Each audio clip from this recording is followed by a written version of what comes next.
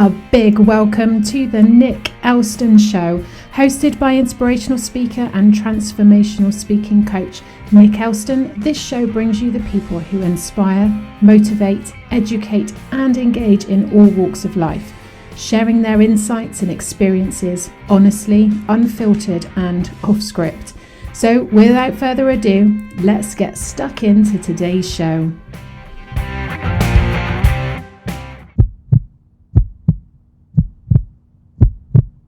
Hey everyone, and a big welcome back to the Nick Elston Show. It's season 4, episode 2, and as promised, I bigged him up last week. I have an amazing guest for you this week in the shape of Ryan Sheppard. Big round of applause for Ryan. Woohoo! Nice, I like that. That's good. Start with a dance. Why not? Absolutely. So Ryan, our paths first crossed actually through a couple of ways actually. So I had the great pleasure of meeting your mum many years ago now through kind of business networking and stuff. And then we connected through LinkedIn, and it was quite obvious quite quickly that we both have a lot of kind of shared passions around supporting positive mental health, around supporting mental illness and raising awareness, but also following our previous chats and kind of doing some stuff with you and your kind of platform as well, that there's a lot of areas that actually I don't understand and I'd like to really dig into, because I think that a lot of people would be really keen to listen to your insights on that. But before we come on to that anyway, Ryan, introduce yourself. Tell us who you are, where you're from, and what you do. Hi, my name is Ryan, obviously. I'm from Bristol. I currently work for Performance HR Solutions. For context, I worked with my mum, so it's a lot of crossover between Nick knowing my mum, Nick knowing me. We're a family-run business, and we sort of help small to medium companies with sort of all of their HR needs. I am a diversity and inclusivity and equality sort of specialist. That's the area that I sort of add to the business that wasn't necessarily there before, and that's sort of where I got in touch with Nick from. Awesome, thank you. And there's certainly a few rabbit holes I want to dive down with you on this stuff. I guess kicking off actually with the overarching industry or sector of HR, the past 2 years especially has been a really challenging time for many people, but especially people in your sector, because you have that responsibility to look after people, and who looks after the people that looks after people.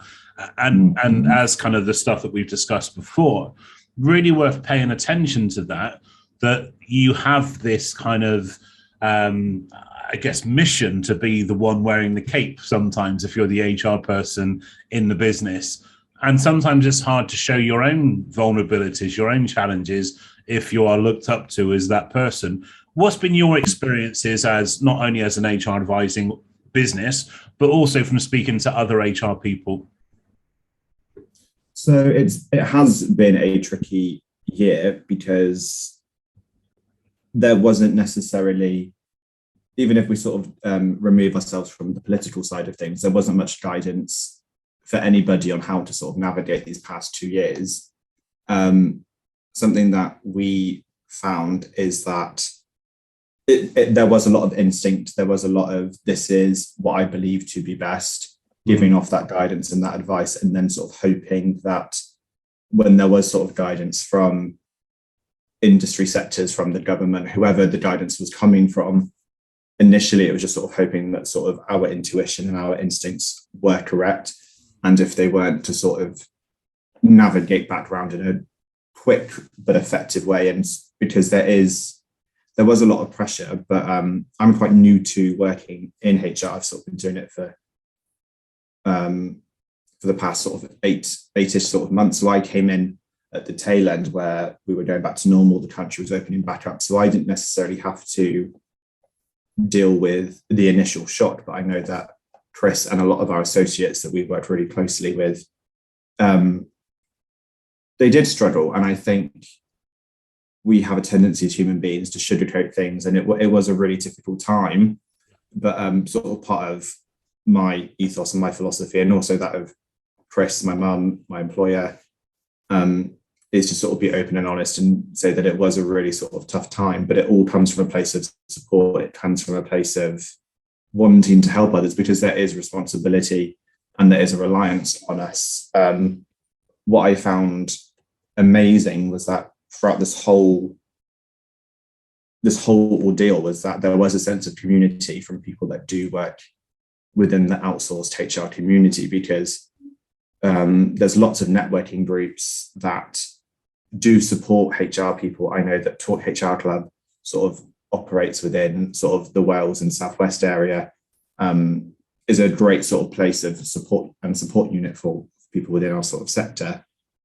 And there was a case of getting somebody in, knowing what we were capable of doing, knowing what we weren't capable of doing, bringing other people in, helping when we can, because we had to get things sorted. So it was a case of, this is what we need to get done. This is how we're going to do it, and just hoping for the best in certain cases. But we've made it out, and for the most part, it's run really smoothly, and sort of it's been tricky, but we're sort of getting back to more normal. We're having to deal less with COVID-related incidents and more just general incidences, and that feels really refreshing, because there is sort of a little bit of a sigh of relief of, we can do what we were doing beforehand, which in turn means that hopefully things are sort of getting back to normality. Yeah, absolutely. I think also when it comes to, you mentioned this already, that kind of assumption that you should know what's going on as the HR advisor, the HR person.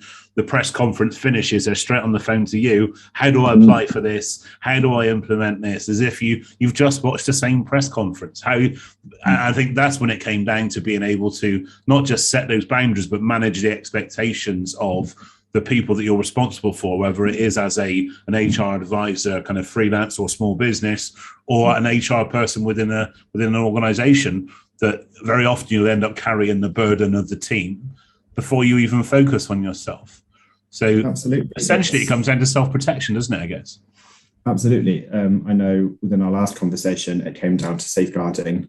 And again, it's all about safeguarding ourselves as well as the specific business that we're currently in, and then the sector as a wider scale, and then just sort of life in general. So everything is all about making sure that you are confident in what you're doing to sort of say yes and say no, because I think it's important to go, I'm not going to be working with you anymore. We haven't got a good relationship. And unfortunately, we did lose a couple of clients throughout this journey, because it became even more important to us specifically that we were listened to, because it was not only from a business side of things, there was also health and safety. And then there was, on top of that, we've got sort of financial frustrations of certain people, because there was furlough and all of these other things to consider. So it wasn't as black and white as we were sort of used to, in terms of this will get you taken to an employment tribunal and this won't. It was a case of,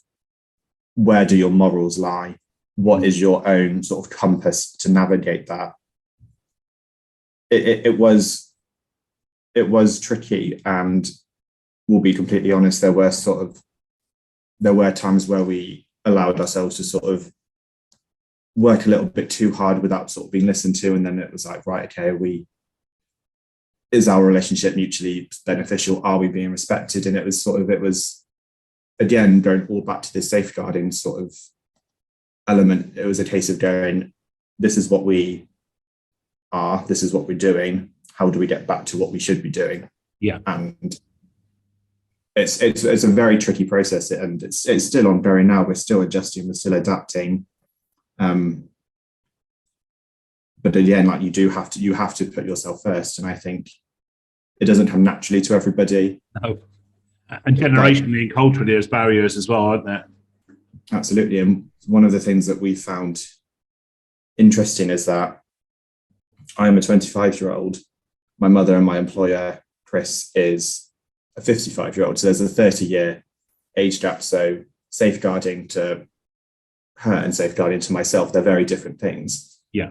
And when you're working together, it's not a case of it's me versus you, it's collaboration. And I think one of the tricky things about also navigating that, on top of all of the stress of having to keep up with all of the employment law changes, all of sort of the legal issues that could in some cases change day by day was going, well, what's best for us? What's best for Ryan? What's best for Ryan outside of Word? What's best for Ryan inside of Word? So it was just a very busy period because it felt like your brain wasn't resting.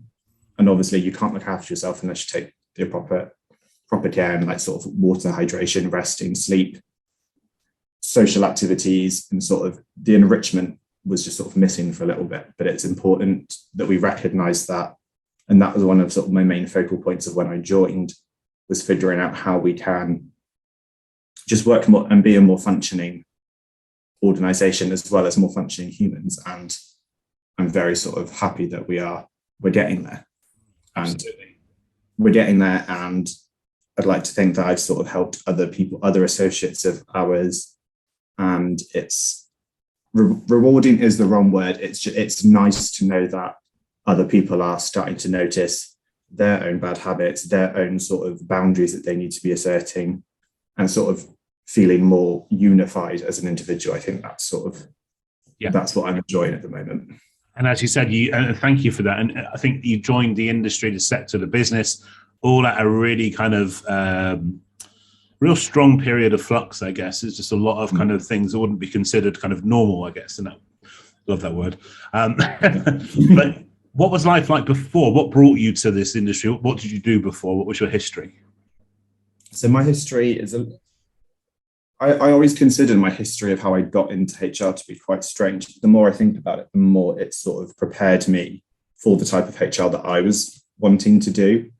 Immediately before that, I was doing a PGCE in secondary drama. So that's a teaching qualification for those that aren't sort of in the know about educational, the educational sector and sort of the training that you need to have for that. So I'm a trained drama teacher, but throughout that time, I felt like there was lots of boundaries that I wasn't necessarily able to agree with, and because of that, I just knew from quite sort of early on into it that wasn't an industry that I would flourish in, because as an individual, I do like to challenge authority. I believe that everybody should be on an even playing ground. I don't think that there should be a hierarchy in the sense that one person can completely demoralize and break somebody's sort of spirit. I've never been a fan of that sort of idea, and I found that being in the educational sector, even for the short amount of time that I was in, I could see either clear signs of that, hints of that, and it was just, I realized it wasn't for me. But all of the skills that I learned and I was able to gain from that, I've been able to sort of transition into the learning and development side of HR. So that was how that was a link in. And before then, whilst I was doing my undergraduate degree, I was the president of the LGBT Society. I was on the student council. I was a student representative for LGBTQ students. And that has had obviously a seriously strong impact on me no matter where I've gone.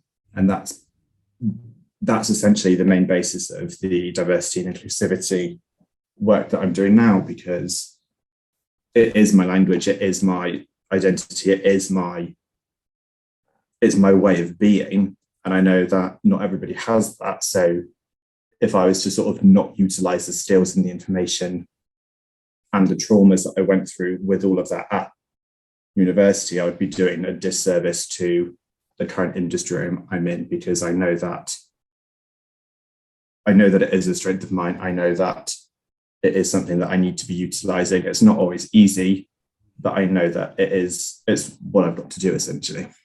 And absolutely fascinating. And thank you for sharing so candidly and with such candor as well. It's what I really love about people that come on this show and they just kind of share an unfiltered version of actually of what's gone on, what's the reality, and what brought them to this kind of way and walk of life that they are now. The interesting thing for me is that coming from what on the surface would be considered a more flexible way of working in terms of drama coaching, drama teaching, coming into what is a traditional business sector with a kind of, should we say, a stigma around it, as the kind of people avoid HR and people managers for the fear of judgment. And I find that really fascinating. You've come into a space which has more of so we say, one of the last bastions of traditional business in terms of those overhangs, the hangovers of the fears around speaking to HR people, and you're doing the wonderful things. That must have been a challenge, though. It was a challenge, but I am very self-aware. I know what my capabilities are, and I know what my restrictions are. And I knew full well that because I wasn't necessarily the normal mold of what a HR representative would look like or act like or believe in, or I don't know but I knew because I didn't necessarily fit that mold, that it was even more important for me to do it.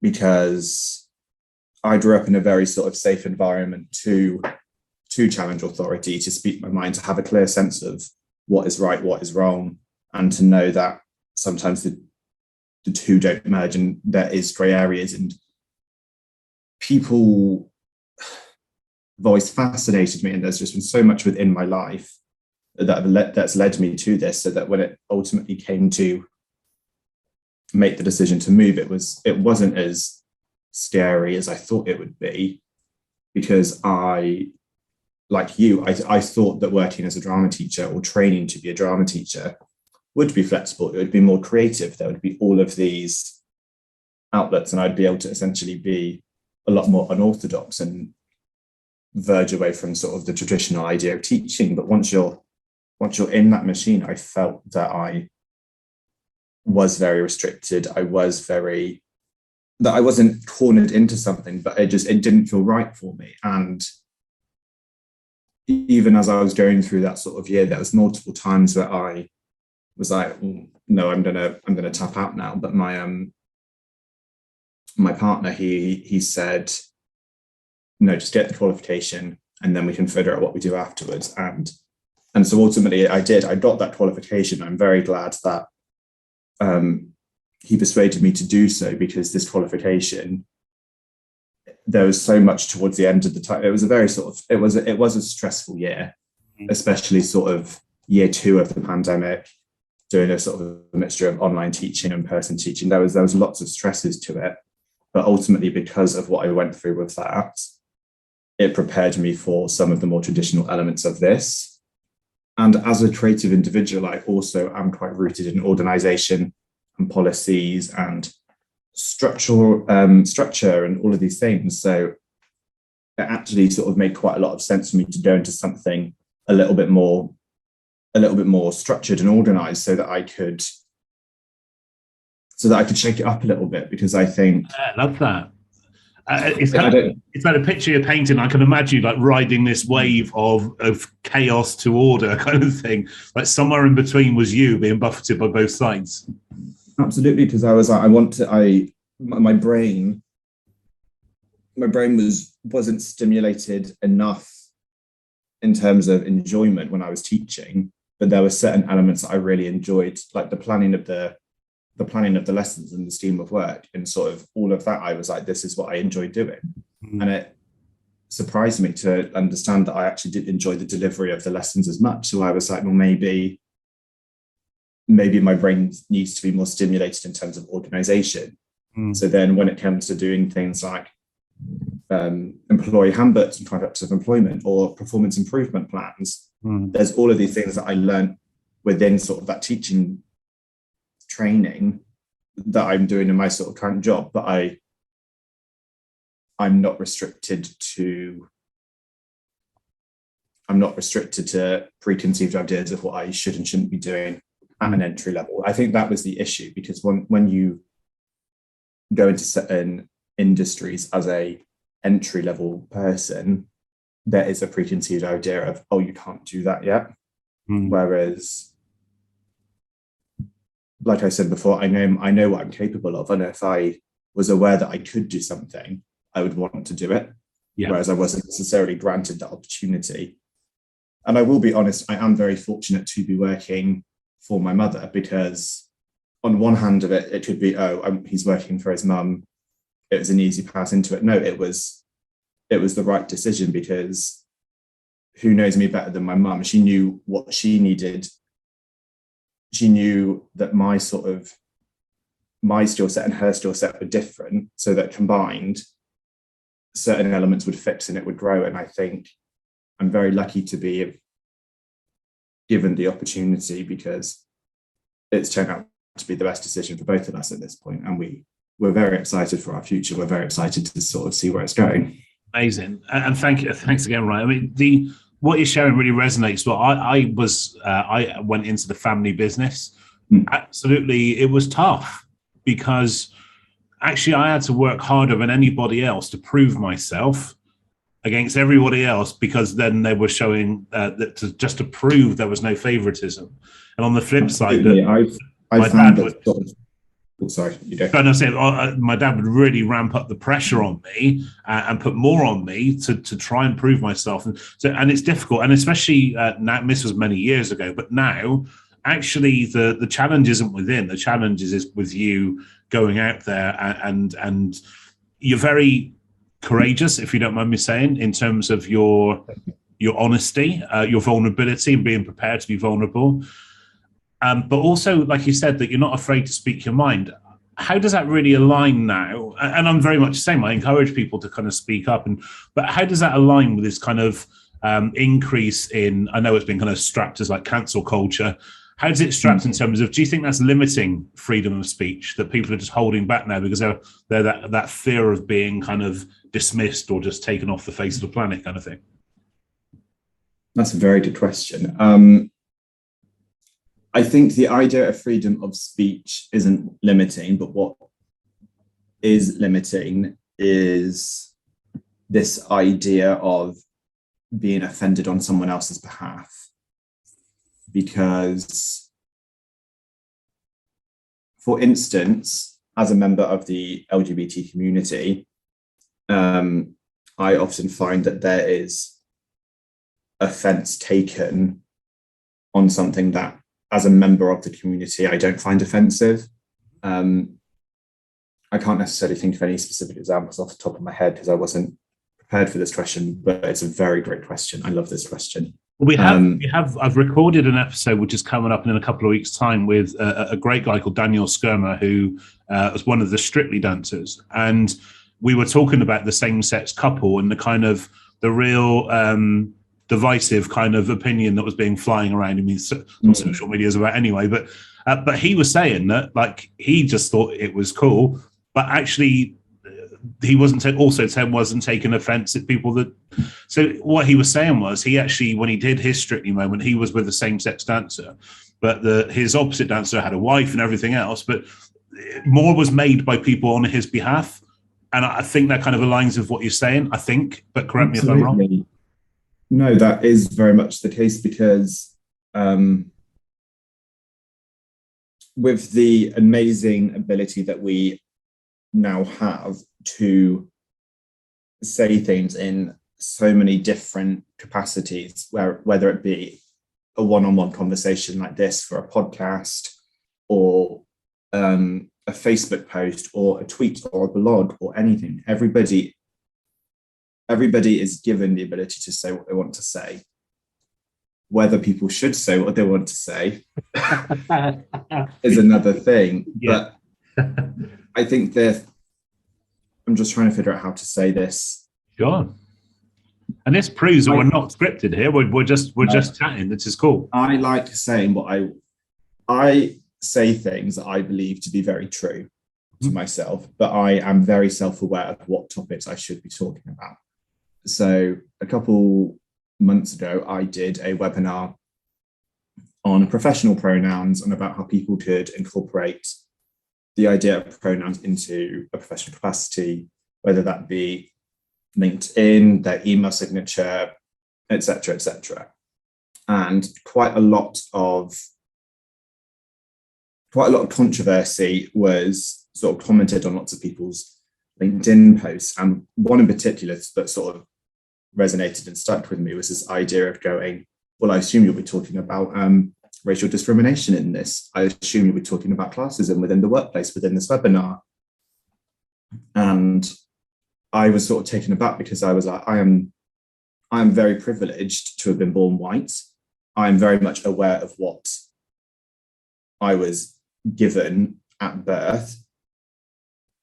So it wouldn't be right for me to talk about racial injustices, whereas that conversation entirely has to happen, but that conversation shouldn't be held by white people. That conversation should be talked about by somebody who has those lived experiences. And I think that's where sometimes we do blur the lines of what we should and shouldn't say, because good intentions don't always equal good outcomes. So if I was to talk about racial injustice in a led webinar, that would be a good intention, but would the outcome be correct? I have an opinion that it wouldn't be correct, but somebody else might be like, well, no, because we're still talking about the issue. And I think the difficulty is that everybody has the freedom of speech, but we all have the freedom of thought also. And my thought process is very different to your thought process. And again, that's very different to the person who left that comment. So that comment was potentially left with good intentions, but I know that out of all of the people in the world, I'm not the best person to talk about racism within the workplace because I've never experienced it. Yeah, and my actual thought was, when you said about this guy was saying, I hope you're talking about this and this, I thought, why? Because that's not what you were talking about. You were brought on, but actually that there is a moral and ethical value in here, which I absolutely agree with. It's a reason why my work in the mental health space, I lead with non-solution focused. I'm not here to fix you, but it's scary the amount of people that are not qualified to treat or fix people in any way that do take that mantle on. So there does have, my English literature is not on the strong side. There does have to be those kind of lines for me, and I'm with you actually. Like I said, we can talk about what we can talk about. It's our lived experience. It also doesn't mean that we're wrong, because we can't be wrong. It's our experiences. Whether you agree with them or align with them, that's a whole different thing. This show is sponsored by Forging People, Transformational Speaking Coaching. Are you truly being heard in life, in business, in education, even at home? Your ability to deliver any message with clarity, power, and emotion will have an ultimately defining impact on your success as a speaker, leader, and influencer. For more information, contact team@forgingpeople.com. Are you truly being heard? It's time to find your voice.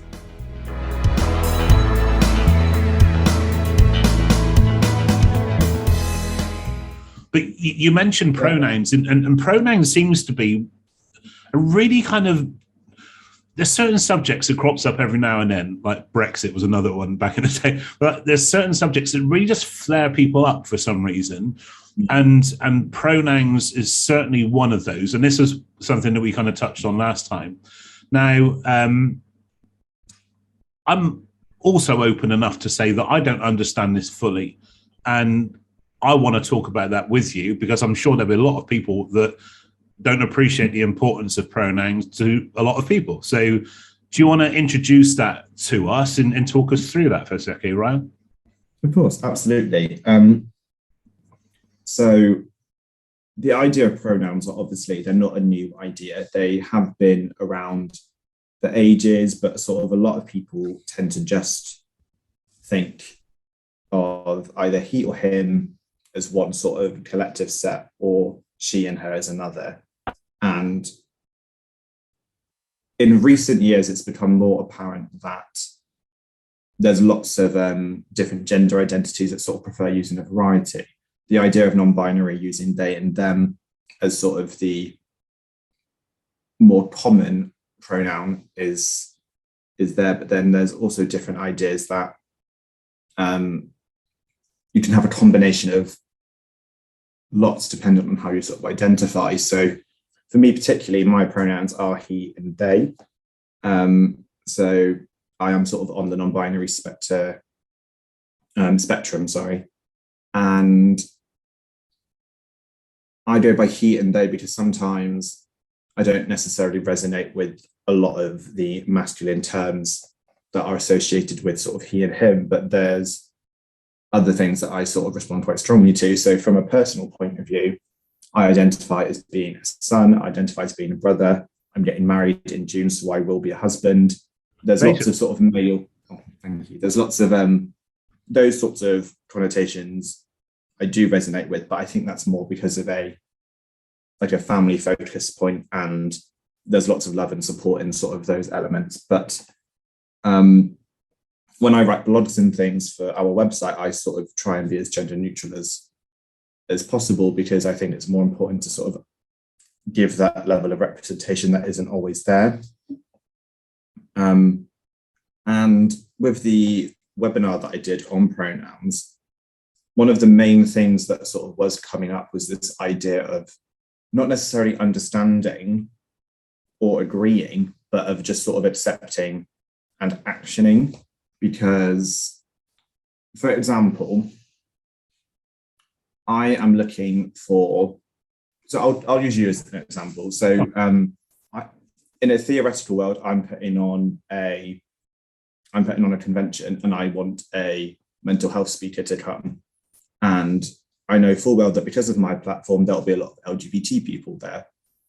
Say I'm down to 2 people, yourself and somebody else, and you don't have pronouns or any sort of sign of support in that regard on your LinkedIn or on your email signature, but the other person does. As an individual that is within the LGBT community, and I know that a lot of my attendees will be of that community, I would pick the other person because of the unconscious bias of going, this person more aligns with my morals than you do. Yeah. So it was this idea that you might not necessarily agree that all of these different pronouns are necessary, but if you don't start sort of utilizing them in a professional way, you could be losing work. And I think that was one of the main parts of the webinar that people were a little bit shocked by, because they were like, I never even thought about that. So it sort of removes the, oh my goodness, pronouns are so overwhelming, they're so unnecessary, they're stupid, blah, blah, blah. At the end of the day, within a professional capacity, we need to utilize things that will help us to thrive, which will help us to sort of gain traction and will help us to ultimately stay relevant and not be blacklisted, because we don't know. They're currently not part of the Equalities Act, but 2 years down the line, they could be.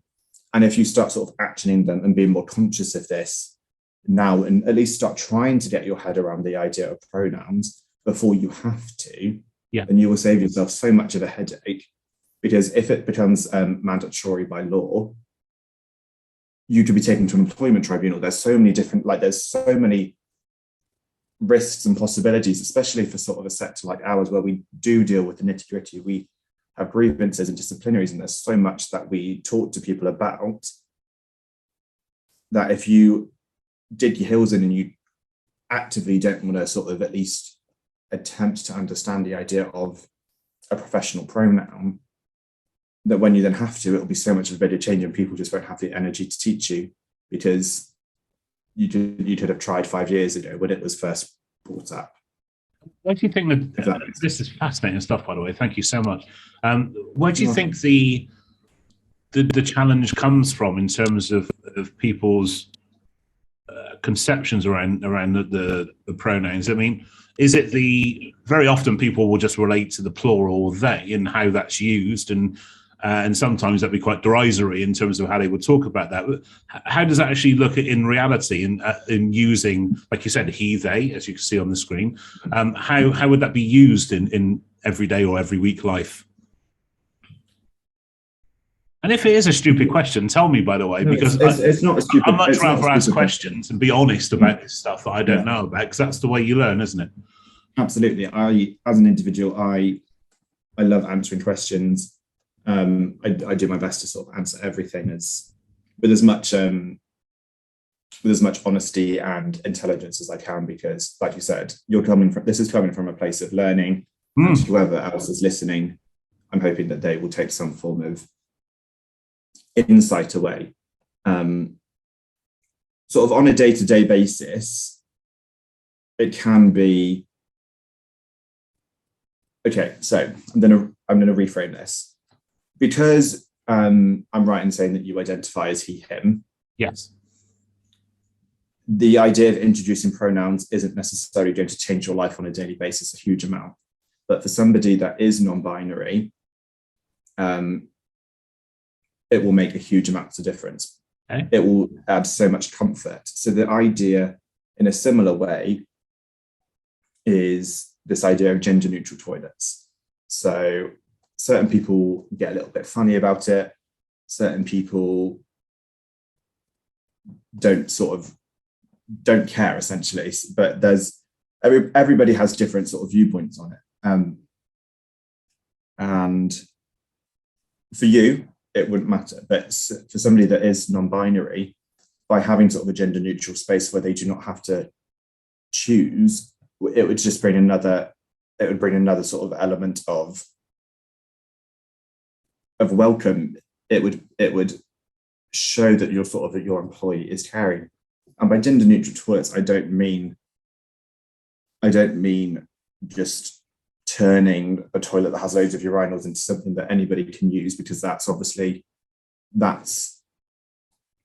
would be sort of deemed silly by some people, because there's so much visual in there that would be male dominated. But a lot of places, they have sort of one person cubicles, and so instead of having a woman sign on it and a man sign on it, just take the signs off and just put toilet. Yeah. This is a small change that we can do to be more conscious of other people's pronouns, because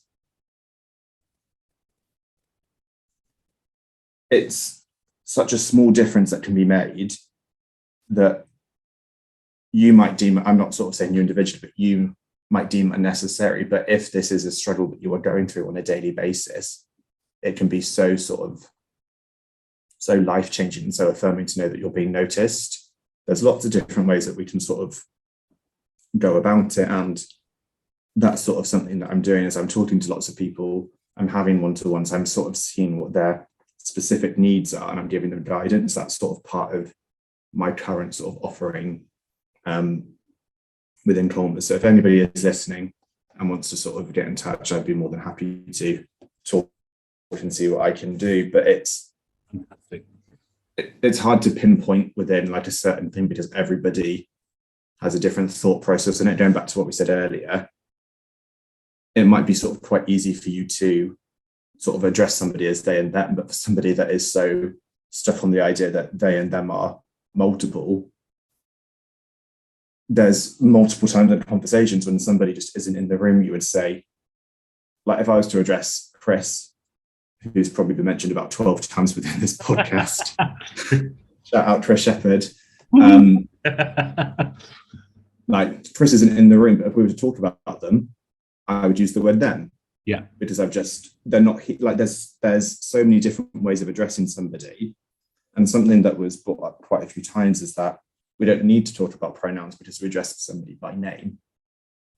That doesn't necessarily quite sit right with me, because you could sort of say that you only talk about people and address them by name, but that's fine. But what about when they're not in the room? Yeah, and actually, you rarely address somebody by name all the time. That'd be a bit weird, wouldn't it? Absolutely, that's something that I found strange. But the amount of people that commented on things that were like, well, I always do it by name, and it's like, that's absolutely fine. But not everybody is as skilled as you are to be able to do that all the time. Yeah. So that's why this idea is important, because my therapist once told me that it takes 65 days to break or start a new habit. So 65 days is quite a lot of days. You can't just do this sort of thing overnight. You need to be actively testing and pushing your own limitations to know that you're getting better. And I think certain people that have almost a performative allyship of going, I address people by name, that's fine. I'm not trying to discredit them by any way, shape, or form. But what are they doing to help other people improve their own prejudices? And I don't think enough people are. And I don't think enough people are trying sometimes, because everybody can be quite confident in going, I'm doing my bit. Yeah. So I'm fine. And sort of going, no, I'm not going to do anything. But we are always learning. There's always things that we can do to improve about. I'm sure yourself, you're always finding out different ways to sort of talk to people about mental health, because the way that you talked to somebody 2 years ago isn't the same language that you need nowadays. Yeah, I would not last long. Yeah, so I would not last long doing what I do if I only wanted to deliver the way I want to deliver. It's not about me, it's about the audience. It's about the people I'm engaging with. And it's engaging with people on their terms. That's why I made it so apparent within that webinar of going, if you point blank to change for yourselves, think about the business you're losing, because a lot of the people that do have their own businesses, they're doing it for money. They might not be doing it for the passion or anything.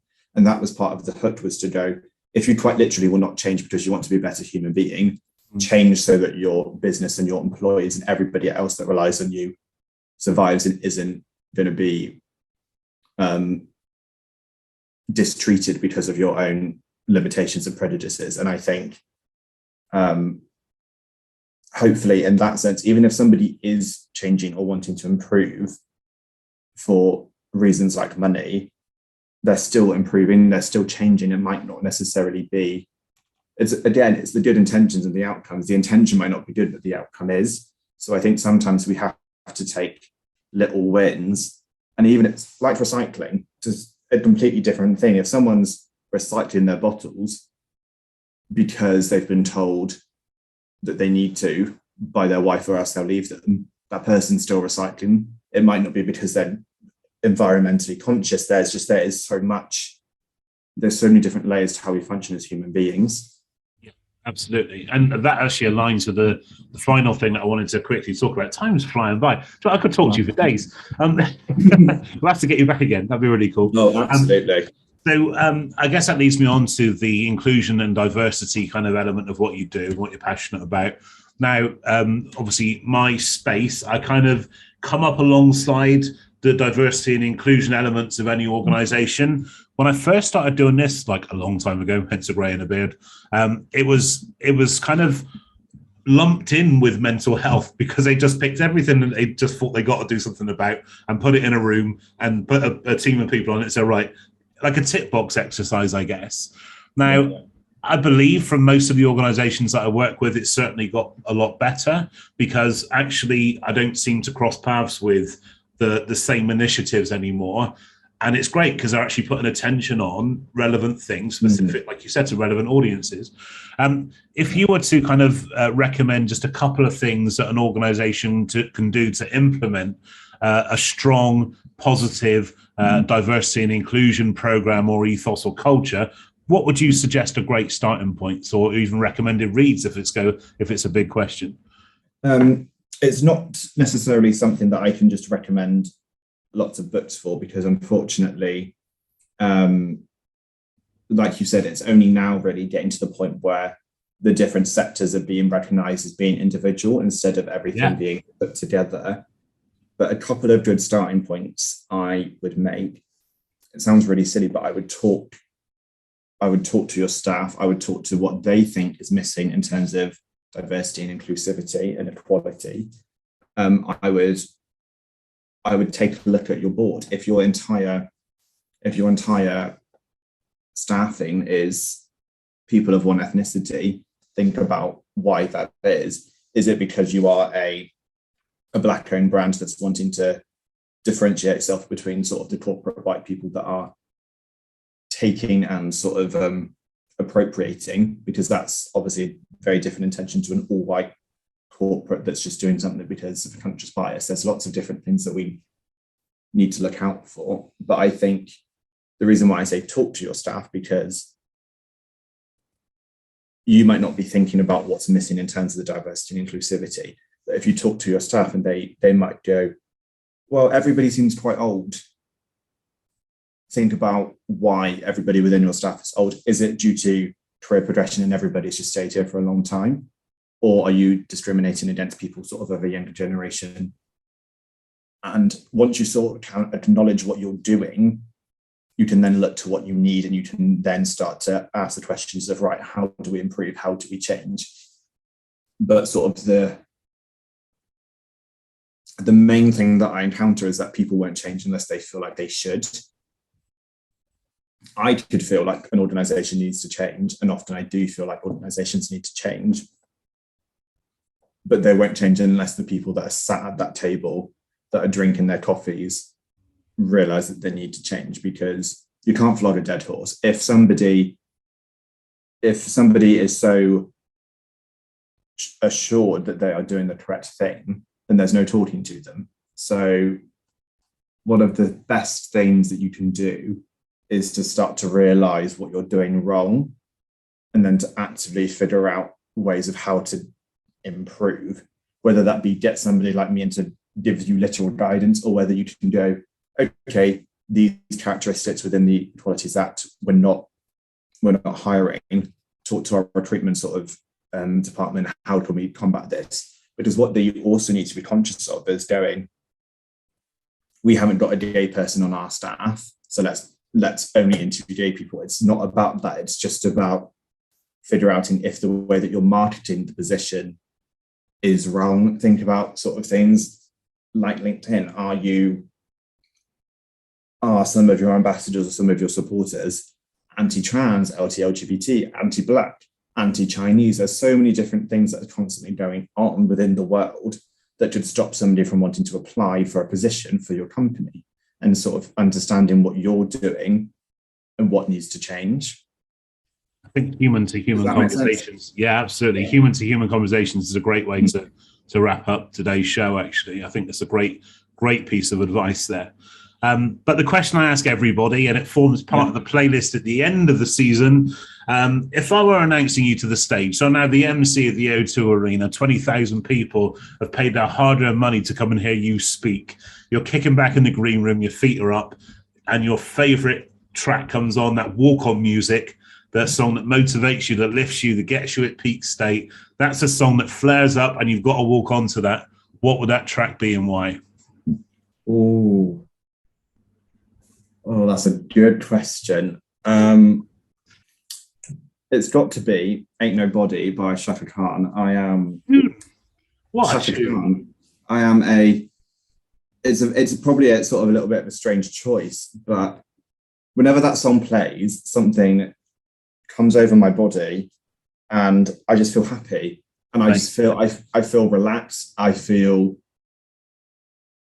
confident, because there's so many different sort of ways that the music sort of jumps and changes, and although it's quite repetitive in a sense, when something does change, you're like, oh yeah, and you know when when that's coming, so like your body can do a little, or do you know what I mean? And I feel like it's even the starting point, isn't it?